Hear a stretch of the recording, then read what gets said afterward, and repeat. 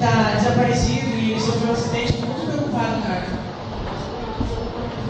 Ele sofreu um grave acidente, eu fiquei sabendo agora que o vizinho dele que me contou. Cara, eu tô muito preocupado, ele é meu melhor amigo, cara. Liga pra casa dele, fique calmo. Eu já liguei, mas ninguém atende. Eu acho que os pais dele estão lá com ele no hospital. Ainda mais hoje, que é véspera de Natal, deve estar sendo muito difícil para eles.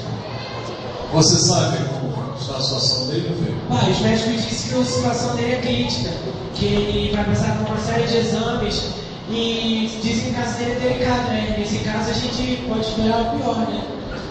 Nós fomos todos lá no hospital fazer essa visita. Mas, mãe, hoje é véspera de Natal, daqui a pouco todos os contatos vão chegar, a gente não pode deixar eles na mão, a gente não precisa ir, né?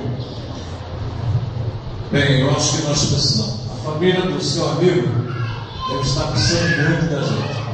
Depois nós arrumamos a cesta de Natal, tá certo? Vamos conquistar. Vamos.